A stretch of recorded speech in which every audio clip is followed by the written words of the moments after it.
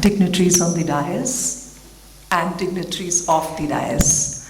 A very warm welcome this afternoon. I'm sure the initiative taken by the first speaker is a bigger challenge to keep you all awake now for the next sessions after lunch. What I'm going to share with you is some research done over a period of time with my experience of using technology into the classroom and moving towards digital classrooms. Just give me a minute and I'll just start my presentation.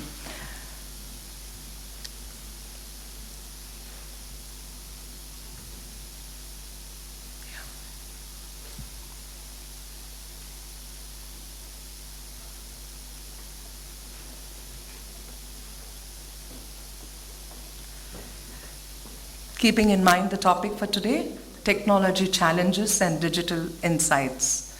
What really research shows, what are the kind of children that we are looking in the coming 21st century, skills that they need to develop.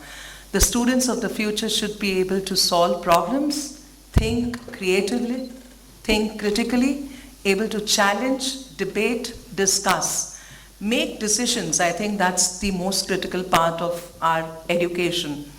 Analyze and evaluate information and ideas and plan for the future. There's another research by universities in the US talking about what employers are looking forward to. They're looking that the future generation needs to be good communicators, have good planning and organization skills, teamwork, problem solving, self-management, initiatives and enterprise, and finally, use of technology. We can't predict the future of these students, but we can provide the technologies that will shape it for themselves. To start with, can anybody tell me what is this child doing in the picture? Anybody in the audience? He's watching this book. He's asking a question. He's pointing out to a picture and asking a question. What did he do now? He's not interested. He's not interested? No more. Okay. He's looking at the watch. He's seen the picture of the watch in the book and he's able to identify with the watch that the teacher is wearing in her hand. Now the teacher actually shows him that you can listen to some sound of the watch and see what the child does. He actually puts his head down and tries to listen to the magazine. This is the 21st century learner. These are the challenges that we face. So to equip the 21st century learners with the required skills, research shows, and we have actually gone through a lot of research at Podar International School, how can you integrate technology into the curriculum? I think that's the biggest challenge that schools have. How do you make sure that you maintain a balance of technology and the curriculum? So I just go back to how at Podar we moved on to digital classrooms. To start with, we started with blackboards. There you will see me using overhead projectors. I'm sure you all know what OHP was, where we used to actually write transparencies and teach through transparencies. Then we moved on from transparencies to TV and computers in class. After that, we moved on to flat screen computers. After that, we moved on to interactive boards. Then to laptops, and now we have iPads in school. I don't know how many of you know we were in the Times of India yesterday, all over the country. People are talking about school forcing students to buy iPads because I feel strongly that's the future of this country. I'll just go to the next slide. What is it that we did? How did we go about the entire process of moving from Blackboard to interactive board to laptops and then going to iPads? Most important thing is, of course, professional development, training teachers on how to use technology. Second challenge is modifying the syllabus, modifying the curriculum on how to integrate technology into the curriculum.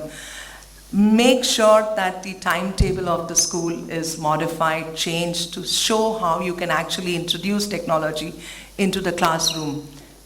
Most important, educate parents. Make parents aware of how technology helps their children. Invest in various softwares that are required to use in classroom relating to the curriculum. And also make sure there is lesson plans integrated with curriculum.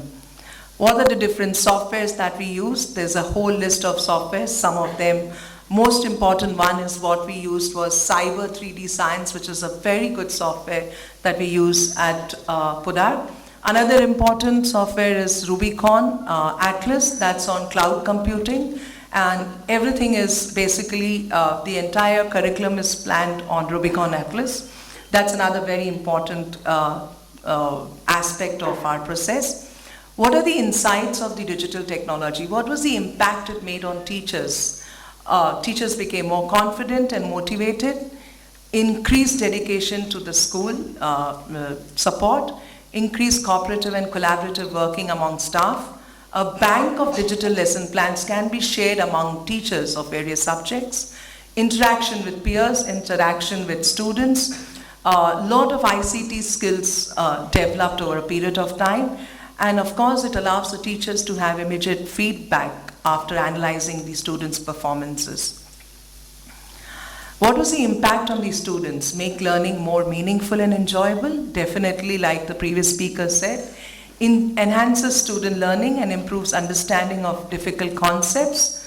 World of knowledge is opened up for students at a click of a mouse. We all know that with internet, you can actually access any information just with a click of mouse. Effective in promoting teamwork and collaborative learning among students, brings about creativity, gives them ideas, encourages them to discuss and research further. We all feel that the attendance in the classroom increased, especially when we talk about our grade 11th and 12th, that more students coming into class when we had introduced laptops in the class and now, of course, iPads. Boost the confidence and morale of students. Students' assignments evaluate on teamwork, leadership qualities, and organization skills. Research skills are enhanced. Inspire students to achieve academic excellence. And of course, they are prepared for 21st century skills, problem solving, critical thinking, and collaboration.